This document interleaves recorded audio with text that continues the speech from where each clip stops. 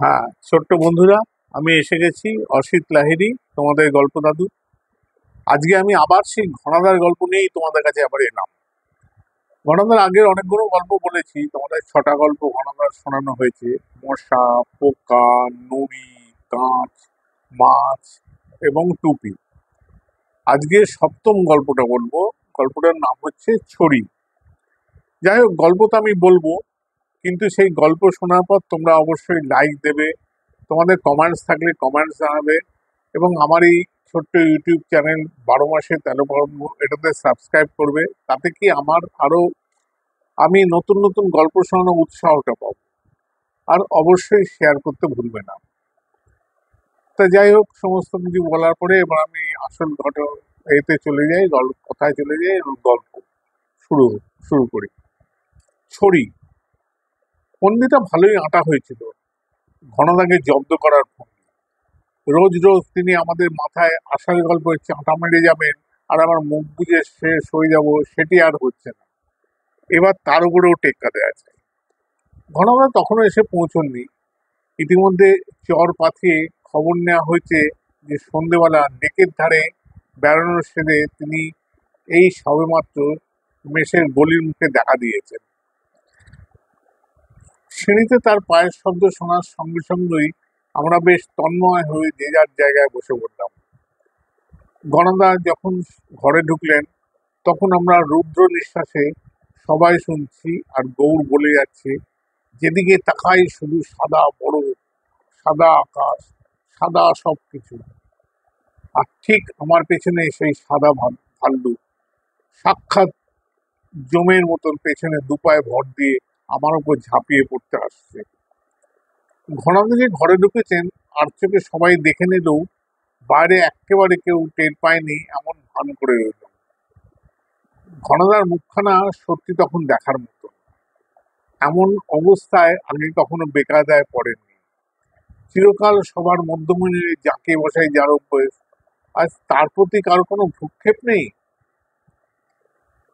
ঘনদা খুব মানে বেকায়দায় পড়ে গেছে। গৌর তখন উত্তেজিত হয়ে বলে চলেছে, রাইফেলের গুলি সব আগেই ফুরিয়ে গেছে। এবার আর কোনো উপায় না দেখে সেটা লাঠির মতন দাঁড় করে ফিরে ঘুরে দাঁড়ালাম। ভয়ে শিবুর গলা দিয়ে যেন স্বর ভাব বের হচ্ছে না, এমন ভাবে বলে উঠলো, তারপর তারপর কিন্তু গৌর কিছু বলার আগে ঘনদার গলা খাঁকারি শোনা গেল। এবার আর তাকে অবজ্ঞা করা যায় না। গৌর তার মোড় সেবারটা চেয়ারটা ছেড়ে দিয়ে উঠে দাঁড়িয়ে বললে, আরে ঘনাদা, ঘনাদা কখন এসেছেন টেরই পাইনি। নির্বিকার মুখে চেয়ারটায় বসে ঘনদা বললেন, তা পাবে কি করে, যেরকম মজগুল হয়ে গল্প শুনছিলে, তা গল্পটা হচ্ছিল কোথাকার? আঙ্গে দক্ষিণ মেরু। পাছে ঘনাদার দিকে চাইলে নিজেকে সামলাতে না পারে, সেই ভাই গৌর মুখটা অন্যদিকে ফিরিয়ে যতদূর সম্ভব সহজ গলা বললে, সেবার একটা অভিযানে দক্ষিণ মেরুতে যেতে হয়েছিল কিনা। হাসি যাবার জন্য আমরা মুখ নিচু করে রইলাম, কিন্তু ঘনাদার কোনো ভাবান্তর লক্ষ্য করা গেল না। গৌড়ের পক্ষে দক্ষিণ মেরু যাওয়াটা যেন নিতান্তই বোটানিক্স বা চিড়িয়াখানায় যাওয়ার সামিল। এইভাবেই তিনি বললেন, তা সাদা ভাল্লুকটাকে করলে কি, বন্দুকের বাড়িতেই সাবার করে দিলে নাকি? গৌড়ের সেরকম কিছু বলার বাসনা ছিল, কিন্তু ঘনদার উপর আর একখানি সরে সবার সুযোগ কি ছাড়া যায়? একটু হেসে বললে, আগে না, তার দরকার হলো না। বন্দুকের ঘা দেওয়ার আগেই দেখি ভাল্লুক ভায়া চিৎ পটাম। বরফের মেঝে একেবারে কাঁচা তেলের কাঁচের মতন তেলা কিনা, অর্থাৎ সে ধপাস করে পড়ে গেল। ঘরময় এমন একটা শব্দ শোনা গেল, যা অন্য কেউ বলে চাপা হাসি করে মনে করত, কিন্তু ঘনদার সেদিকে কোনো গ্রাহ্যই নেই। গম্ভীর ভাবে বললেন, সাদা ভাল্লুকে সাহায্যে আমরা না হোক, নিজের পক্ষে একটা দাঁতও যদি আনতে পারতে, তাহলে বিজ্ঞানের রাজ্যে হুলস্থুল পড়ে যেত। এবার আমাদের হতভম্ব হওয়ার পালা। কেন বলুন তো? অবাক হয়ে বউ জিজ্ঞেস করলো, বৈজ্ঞানিকরা কি সাদা ভল্লুক দেখেননি? অন্তত দক্ষিণ মেরুতে কখনো সাদা ভল্লুক দেখেননি। পেঙ্গুইন পাখিচেরা সেখানে ডাঙায় চড়ার মতন কোনো প্রাণী নেই। গণদা হাই তুলে দুবার তুড়ি মেরে দিলেন। এমন ভাবে জব্দ হবো কথাটা আমরাও ভাবিনি। কথাটা তাড়াতাড়ি করে ঘুরে এসে বললো, দক্ষিণ মেরুতে গিয়েছিলেন আপনি? হ্যাঁ, গেছিলাম একবার। যা গরম! এবার আমাদের চোখ কপালে উঠলো। ঘনদাকে তো আমরা চিনি, তবু তার মুখে দক্ষিণ মেরুতে গরম শুনে কাঁটা মুখ দিয়ে কাঁটা কথাই বেরোলো না। শুধু বললাম, দক্ষিণ মেরুতে গরম? হ্যাঁ, গরম বলে গরম, তবে সেখানে গরমে গলে পচে মরতাম। ভাগ্যিস এই ছড়িটা ছিল। ঘনদা হাতের ছড়িটা যেন আমাদের দিকে দুবার আস্ফালন করলেন। আমাদের আর কিছু বলতে হলো না। ঘনদার শীষের দিকে ফেরলেন, কই হে, একটা সিগারেট ধার দাও না। ঘনদার আবার হিসেবের ভুল হওয়ার নেই। শিশির কাছে সিগারেটটা ধরিয়ে নিয়ে বললেন, এই নিয়ে ৩,২৯৮টা হলো কিন্তু। তারপর সিগারেটটার একটা সুখ টান দিয়ে শুরু করলেন, সেবার সমুদ্রে যেন তিমির গাঁদে লেগে গেছিল। দক্ষিণ মেরুর দিকে তিমি ধরা জেলেদের নজর হলো বেশ কয়েক বছর হলো পড়েছে। অবাধ বেপরোয়া তিমি শিকারের দরুন উত্তরাঞ্চলের তিমি প্রায় নিঃশেষ হওয়ার ফলেই দক্ষিণ দিকে ইংরেজ, নরওয়েজিয়ান, জাপানি আর আর্জেন্টাইন জেলেরা হানা দিতে শুরু করলো বটে, কিন্তু দক্ষিণ মেরু অঞ্চলে এত তিমি আগে কখনো দেখা যায়নি। নেহাত আনাড়ি জেলে জাহাজে সেবার তিমির চর্বিতে বোঝা হয়ে ঘাঁটিতে ফিরছে। তুখার তিমি শিকারীদের তো কথাই নেই। আমার যে জাহাজে যে তিমির চর্বিতে বোঝাই তা বোধহয় বলতে হবে না। নরওয়েতে এক জেলে জাহাজ আধাআধি বখরায় বন্দোবস্ত করে, আর সব আলাদা হয়ে ক্যাম্পবেল দ্বীপে তখন আমরা ঘাঁটি গেড়েছি। আমার বখরাদারকে আমি সেন বলে ডাকি, তবে সে বাঙালি নয়, নরওয়ের লোক। পুরো নাম সোরেন সেন, আমি ছোট করে নিয়েছি সেন বলি। সেন পাকা তিমি শিকারী। ২০ বছর ধরে উত্তর দক্ষিণে দুই দুই মেরু হেন যাতে তিমি নেই সে শিকার করেনি। দূর থেকে শুধু তিমির নিঃশ্বাসের ফোয়ারা দেখে সে নারোয়াল, না স্পাম, পুজো, না নীল তিমি বলে দিতে পারে। আমাদের জাহাজের নাম রেখেছিলাম যমুনা। জাহাজ বললে অবশ্য খানিকটা ভুল বোঝানো হবে। মাত্র ৪০০ টনের বড় স্টিমার, মোট ১৭৫ লম্বা। তবে তিমি ধরা জাহাজের একেবারে সেরা হচ্ছে সবচেয়ে হাল ফ্যাশনে। এই পেলাজিক জাহাজে তিমি ধরে চর্বি ছাড়ানোর জন্য আর ঘাঁটিতে বয়ে নিয়ে যেতে হতো না। জাহাজের খোলের ভেতরেই সব বন্দোবস্ত আছে। আমাদের জাহাজের মাঝি মাল্লা নিয়ে তোপ মাঝি মাল্লার সব শুদ্ধ মোট আমরা ১৮ জন।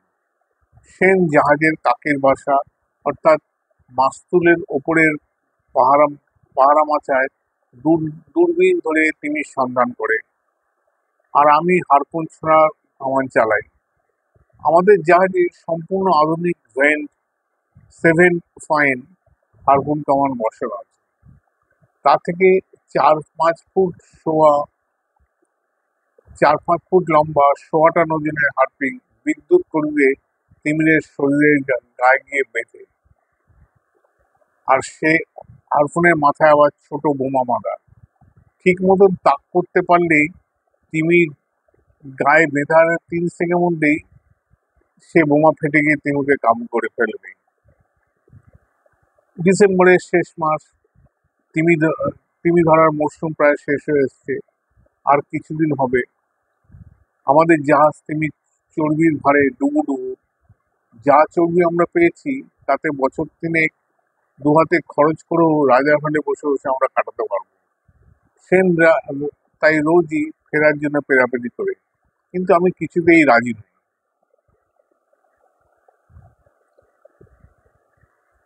সেদিন সকালবেলায় কাকের বাসায় পাহারা দিতে এসে সেন হঠাৎ লাফিয়ে নিচে নেমে এলো। আমি একজন খালাসিকে দিয়ে হারপুন কামারটা পরিষ্কার করাচ্ছি।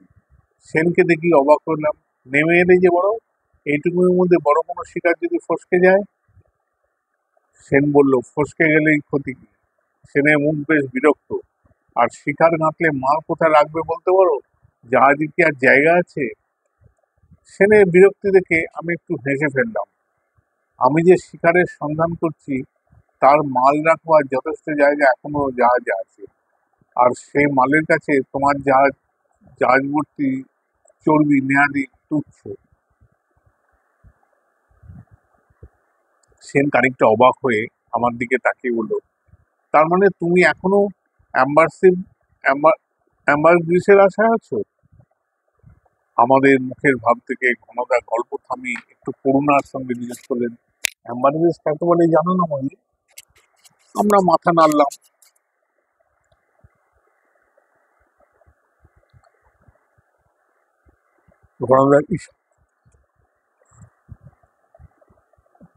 ঘনদা ঈষৎ বিদ্রুপে হাসে বলেন, সাপের মাথার মনির কথা শুনেছ তো? সে মনি শুধু আজগুবি কল্পনা, এ- কেউ কখনো পায়নি।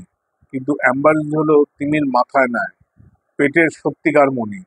শুধু এক জাতের তিমির নাড়িভুঁড়ির মধ্যেই পাওয়া যায়, তাও আবার সেই জাতের সে জাতের তিমির নয়, দু চারটি।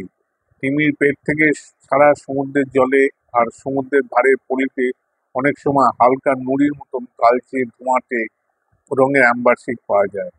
এসেন্স আতরের কারবারে যে নুড়ির দাম, তার ওজনের চেয়ে সোনার দাম মোটেই কম নয়। হ্যাঁ, আমরা যা বলছিলাম, তারপর যা বলছিলাম তোমাদের। সেনের কথা শুনে একটু হেসে বললাম, আমার কিছু আশা আছে বলে? তুমি কি মনে করো তোমার এই নোংরা চর্বির লোভে এই জমের দক্ষিণ দুয়ারে আমি তিমির সঙ্গে এসেছি? না হে না, আমার নজর অনেক উঁচুতে। অ্যাম্বারগ্রিস বেশ ভালো রকম আছে, এমন একটা তিমি যদি পাই, তাহলে আর চর্বির বকরা তোমার ওই চর্বির বকরা তোমার আমি এমনি এমনি দিয়ে দেবো। তোমার উদারতার জন্য ধন্যবাদ। সে একটু বিদ্রুপ করেই বলল, তবে অ্যাম্বারগ্রিস আর তার যেখানে সেখানে ছড়ানো নেই। স্পাম ছিঁড়ি ছাড়া ওই জিনিস পাওয়া যায় না। আর জানো বোধহয় স্পাম তিনি এই অঞ্চলে খুব কমই পাওয়া যায়। হেসে বললাম, কিন্তু পাওয়া যা যায় তা দস্তুর বড় গাছে। এই অঞ্চলে ছোটখাটো ছিটকে যে কটা স্পাম চিনি এসে পড়ে, সেগুলো সবই বুড়ো ধাড়ি। অ্যাম্বারগ্রিস তাদের পেটেই থাকার সম্ভাবনা বেশি। যেন আমার কথাটা মান রাখার জন্য মাইল খানেক দূরে একটা জলের ফোয়ারা হঠাৎ সমুদ্রে লাফিয়ে উঠল। হাজার হলেও সেন যাচ্ছে করে। সে মুহূর্তে ঝগড়া যেতে ভুলে দূরবীন চোখ লাগিয়ে সে উত্তেজিত হয়ে উঠল।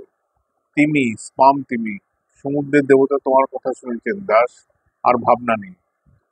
হায়, সমুদ্রের দেবতা কি মনে কি ছিল আমি কি তখন জানতাম? উত্তেজনায় বসে সেন দূরবীন ছেড়ে তখন হারপুন কামানে হাত দিয়েছে। আমি বাধা দেওয়ার আগেই প্রচন্ড শব্দে ফ্রেন্ড পয়েন্ট কামারে হারপুন ছুটে বেরিয়ে গেল। সেন এমনিতেই ভালো শিকারী, কিন্তু উত্তেজনায় তার টিপ বুঝি খানিকটা নষ্ট হয়ে গেছে। বোমামুখ হারপুন তিমিটার গায়ে না লেগে কাছা কাছাকাছি পড়ে ফেটে গেল, আর তাতেই হলো সর্বনাশ। সঙ্গে সঙ্গে একটি ফোয়ারা ছেড়ে তিমিটি আবার ডুব মারল, যে আর কোনো পাত্তাই নেই। কিন্তু আমরা তখন নাছোড়বান্দা। এত বড় একটা স্পাম তিমির সন্ধান পর আমরা তাকে বেহাত হতে দিই? কি করে বেহাত হই? যত গভীর জলেই ডুবে দিক না কেন, বাচ্চাদেরকে নিঃশ্বাস নিতে দূরে তো তাকে হোক, দূরে হোক, কাছে হোক, উঠতে তো তাকে হবেই। খুব বেশিক্ষণ ডুবে থাকতে সে পারবে না।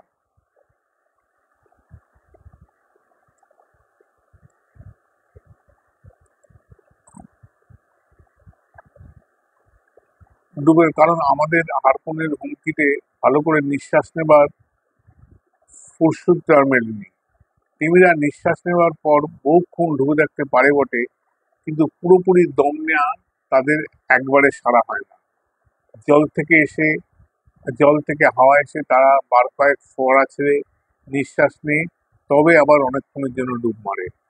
এ বেচারাকে একটিমাত্র ফোয়ারা ছেড়েই তাড়াহুড়ো করে ডুব দিতে হয়েছে।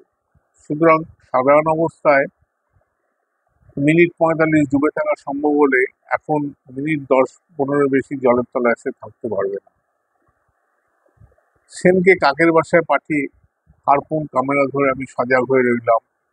সারেং আমাদের হুকুম মতো তখন মাইলখানেক ব্যাস ধরে জাহাজটাকে চক্কর দেওয়ার শুরু করেছে। কিন্তু স্পাম তিমি নয়, নিয়তেই ওই ছদ্মবেশে আমাদের নাকাল হতে হয়েছে, কি করে বুঝবো। তিমির দেখা আমরা আবার পেলাম, অনেকবারই পেলাম, কিন্তু তিনি গিয়ে মন্ত্র পড়া তিনি হারপুন দিয়ে তাকে কিছুতেই ছুঁতে পাওয়া গেল না। এই যেন ভেলকি জানে, হারপুন কামান থাকে জাহাজের সামনের দিকে, তিমিটা যেন তা জেনে প্রত্যেকবার ঠিক জাহাজের পেছন দিকে ভেসে ওঠে। জাহাজ ঘুরিয়ে ভালো করে তাক করার সুযোগই মেলে না, তার আগে সে ডুব দেয়। ২-৪ বার এমনি করে ফসকার পর হঠাৎ আমাদের হারপুনের কামানটাই গেল আশ্চর্যভাবে বিগড়ে। কামান মেরামত যতক্ষণ না হয় ততক্ষণ তিমিকে নজর রাখা ছাড়া আর কোনো উপায় নেই। তিমিটা যেন আমাদের মতলব বুঝেই ক্রমশ আরো দক্ষিণ দিতে পাড়ি দিতে শুরু করল। কিন্তু আমরাও তখন মরিয়া হয়ে উঠছি। হারপুন কামান ঠিক যদি নাও হয় তাহলে তো হাতে ছেড়া হারপুন তো আগের যুগের তিমি শিকারদের মতো আমরা তাকে ধরবই, এই আমাদের পণ। কিন্তু পণ রক্ষার হলো না। ২ দিন ২ রাত্রি তার পেছনে ধা করে আমরা যখন মেরুবৃত্তের দিকে অনেকটা এগিয়ে গেছি, হঠাৎ এলো ঝড়। দক্ষিণ মরুর ঝড় যে কি বস্তু এখানে কল্পনাই করা যায় না। ঘন্টায় ১০০ মাইল ঝড়ের বেগ, সেখানে নেহাতই স্বাভাবিক ব্যাপার। কোথায় রইল তিমি শিকার, নিজেদের জাহাজ বাঁচাতেই তখন আমাদের প্রাণান্ত। কদিন করাত্রি যে ঝড়ের সঙ্গে জুঝলাম খেয়াল নেই। এটুকু বুঝতে পারছিলাম যে ক্রমশ দক্ষিণ দিকেই আমাদের ঠেলে নিয়ে যাচ্ছে। তুষার ঝড়ে দিক বিদিক অন্ধকার, তারই ভেতর উত্তাল সমুদ্রের ঢেউ আর পাহাড়ের মতন বিরাট সব বরফের স্তূপ প্রতি মুহূর্তে যেন আমাদের পিষে ফেলার জন্য ষড়যন্ত্র করছে। সেই ষড়যন্ত্র শেষ পর্যন্ত সংশয়ই হলো।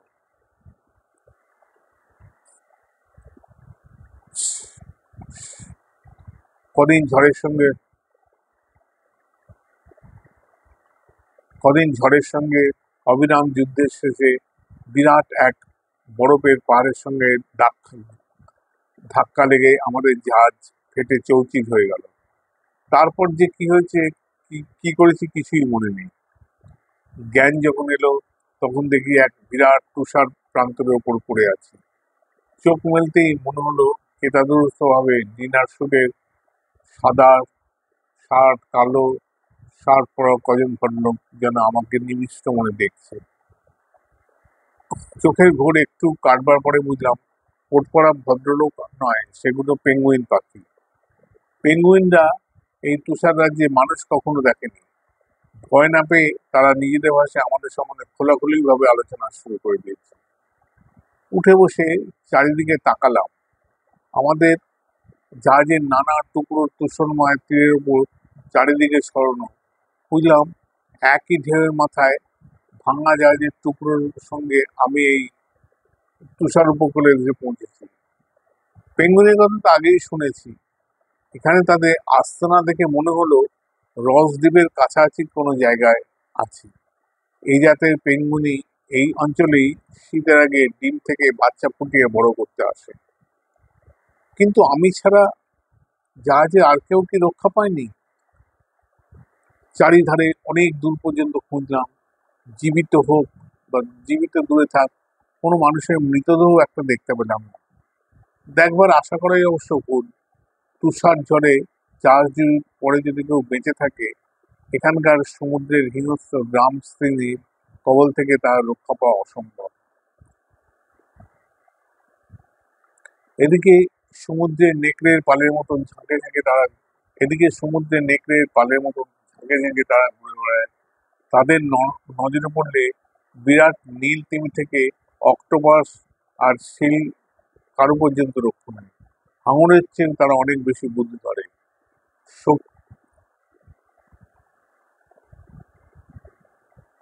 শক্তি, সাহস ও হিংস্রতা তাতেও তারা অনেক ওপরে। আমি যে তাদের কবলে পড়িনি এটা নেয়াতে আমার সৌভাগ্য। কিন্তু খানিকক্ষণ সেই তুষার শ্মশানে কাটানোর পর বেঁচে যাওয়াটা সৌভাগ্য না দুর্ভাগ্য বেশ একটু সন্দেহ হতে লাগলো। জলে ডুবে বা হাঙর তিমির কবলে পড়ে মারা গেলে সঙ্গে সঙ্গে সব চুকে বুকে যেত, কিন্তু যেসব বিপদ থেকে উদ্ধার পেলে এই তুষারে যে তিলে তিলে মরতে হবে, এখান থেকে উদ্ধার পাওয়ার কোনো সম্ভাবনাই কখনোই নেই। তিমি তারা জাহাজ সাত করে এই জায়গার ধারে কাছেও কখনো কেউ আসেন। কালীঘাটে তোড়জোড় করে যারা মেরু অভিযানে এই অঞ্চলে আসে, তাদের সঙ্গে দেখা করার আশা সমুদ্রের বালির গাদায় একদানা চিনি খুঁজে পাওয়ার সমান। তবু প্রাণ থাকতে হাল ছেড়ে দিতে নেই। যতদিন পারা যায় এই তুষার মরুভূমিতে বেঁচে থাকার জন্য যা সাধ্য তাই করার চেষ্টায় মন দিলাম। ভাঙা জাহাজের যেসব টুকরো টাকরা চারিদিকে ছড়িয়েছিল, তা থেকে এত সাহায্য পাবো আশা করিনি। সে সাহায্য বলে একটা দিনে আমার টিকে থাকতে হতো না। এই সাহায্য না পেলে একটা দিনে আমার টিকে থাকতে হতো না বোধ হয়। বরফের উপর ঘুরতে ঘুরতে পেলাম এই ছড়িটা। সাউথ জর্জিয়ার বন্দর থেকে তিমি শিকারে বেরোনোর সময় শখ করে এই ছড়িটি কিনেছিলাম। এই তুষার রাজ্যে ছড়িটি পেয়ে যেন পুরনো বন্ধুকে ফিরে পেলাম মনে হলো। ছড়িটি বাদে কিছু কিনে খাবার দাবারও এখানে ওখানে ছড়িয়ে রয়েছে, সেগুলোও কুড়িয়ে পেলাম। যাক, দিন দশেক অন্তত সে খাবারে চলে যেতে পারে। কিন্তু সবচেয়ে দরকারি যে জিনিসটি পেলাম সেটি একটি রেশম আর পাতলা রবরের তৈরি গোল তাঁবু।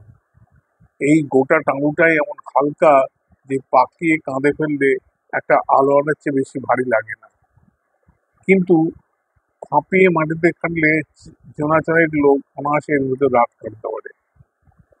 কিন্তু ধরা জাহাজ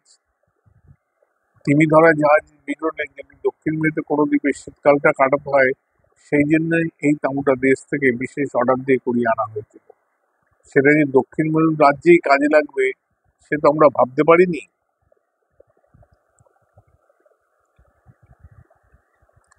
তাঁবুটা না পেলে এই রক্ত জমানো শীতের দেশে এস্কিমোদের বরফের তৈরি ঘর করার চেষ্টা করলে হয়তো আমার করতে হতো। তাও কতদূর কি পারতাম জানি না। তাঁবু খাটিয়া বসবার পর কয়েকটা দিন ভাঙা কাগজের টুকরো টাকরা আর কি কি পাওয়া যায় তারই খুঁজে কেটে গেল। পেঙ্গুইন ও সামুদ্রিক স্কুয়া ছিল আমার একমাত্র সঙ্গী। যে জায়গায় আমি তাঁবু ফেলেছিলাম তা থেকে মাইল খানেক দূরে হাজার হাজার পেঙ্গুইন ডিম ফুটিয়ে বাচ্চা বড় করার জন্য তখন নুড়ি সাজিয়ে বাচ্চা তৈরি করতে ব্যস্ত। পুরুষ পাখিরা নুড়ি মুখে করে নিয়ে আসে আর পাখিরা তা সাজায়। পেঙ্গুইনদের হাবভাব চালচলন দেখলে পাখির বদলে মানুষ বলেই ভুল হয়। তাদের আচার ব্যবহার সামাজিক সভ্যতার আভাসে বেশ স্পষ্ট। স্কুয়া চিলেরা পেঙ্গুইনের চিরশত্রু। ইতিমধ্যে তারা পেঙ্গুইনদের জ্বালাতন করতে শুরু করেছে। পেঙ্গুইনরা ডিম পাড়বার পর তারা লুটতাজে আরো বেড়ে যাবে। পেঙ্গুইনদের সজাগ পাহারা একটু ঢিলে হলেই ছোঁ মেরে ডিম ঠোঁটে নিয়ে ডিম বিঁধে নিয়ে হাওয়া হয়ে যায় তাদের দস্যু। পেঙ্গুইন আর স্কুয়া চিলের ঝগড়া দেখে দিন কাটলে আমার চলবে না। মাত্র 10 দিনের খোরাক আমার হাতে। পেঙ্গুইনরা ডিম পাড়ার পর স্কুয়া চিলদের মতন আমাকেও হয়তো তাদের ওপর ডাকাতি করতে হবে, কিন্তু তার আগে কিছু খাবার সংগ্রহ না করলেই নয়। ভাঙা জাহাজের ছড়ানো মাল থেকে একটা লম্বা লোহার শিক জোগাড় করলাম। তাই দিয়ে এই অঞ্চলে একটা শিল চিতা শিল শিকারের সাথে বেরিয়ে পড়লাম। জলে নেমে সরকিতে শিল না গাঁথা অসম্ভব, কিন্তু শিল অনেক সময় বরফের মধ্যে নিঃশ্বাসের মতো একটা ফুটো তৈরি করে তলায় শীত কাটায়। সেই রকম একটা সুবিধা মতন জায়গা পাওয়াই আমার উদ্দেশ্য। বরফের ওপর দিয়ে এক মনে শিকার কতদূর এসে পড়েছিলাম জানি না, হঠাৎ চোখ তুলে একেবারে স্তম্ভিত হয়ে গেলাম। মাত্র ৮ মাইল দূরে বরফের প্রান্তরের ওপরে একটা বহুদূর ব্যাপী লম্বা সাদা ধোঁয়ার কুণ্ডলী দেখা যাচ্ছে, যেন মেঘের একটা লম্বা ফিতে বরফের উপর এসে নেমেছে। শিল শিকার মাথায় রইল, এই রহস্যের মীমাংসা তো আগে না করলেই নয়। কাছে গিয়ে যা দেখলাম তাতে আরো হতভম্ব হয়ে গেলাম। মেঘের ফিতের মতন দূর থেকে যা দেখেছিলাম তার তলায় তত্তর করে একটা জলের ধারা বেয়ে যাচ্ছে, আর সেই জল আগুনের মতন গরম। এখানকার দারুণ ঠান্ডায় এই জল থেকে বাষ্প উঠে যে তুষারকণা জমে যাওয়ার জন্যই তার চেহারা দূর থেকে মেঘের মতন দেখছে। কিন্তু এই তুষারপাতে এরকম জলের স্রোত আসছে কোথা থেকে? অবাক হলাম। সেদিন তৈরি ছিলাম না, তাই পরের দিন লম্বা পাড়ির জন্য প্রস্তুত হয়েই বেরোলাম। প্রস্তুত হওয়া মানে আর কিছুই নয়, কাঁধে একটা টিনের খাবারের কৌটোগুলো, কোমরে চাঁদের মতন জড়ানো সেই তাঁবু, আর হাতে ছড়ি। যদি দরকার হয় যেখানে খুশি তাঁবু খাটিয়ে রাত কাটাতে পারবো এই জন্য। ঘন্টা চারেক বরফের উপর দিয়ে হাঁটার পর গরম জলের স্রোতের রহস্য পরিষ্কার হলো বটে, কিন্তু যা দেখলাম সে আর এক বিস্ময়। সামনে তুষারের প্রান্তে ঢালু হয়ে উপরের দিকে উঠে গেছে, আর তার মাঝে আকাশে মাথা তুলে দাঁড়িয়ে আছে এক খাড়া পাহাড়ের চূড়া। পাহাড় এখানে চারিদিকে, কিন্তু সেগুলো আলমোড়ের বরফে ঢাকা। এই পাহাড়ের গায়ে শুধু ন্যাড়া পাথর ছাড়া একটি বরফের কুচিও নেই। আর সেই পাহাড়ের নিচে লম্বা একটি গুহা থেকে ফুটন্ত গরম জলের স্রোত বেরিয়ে আসছে, তা বলাই বাহুল্য। দক্ষিণ মেরুতে মাউন্ট ইরেবাস আর কয়েকটি আগ্নেয়গিরি আবিষ্কৃত হয়েছে বলেই জানতাম।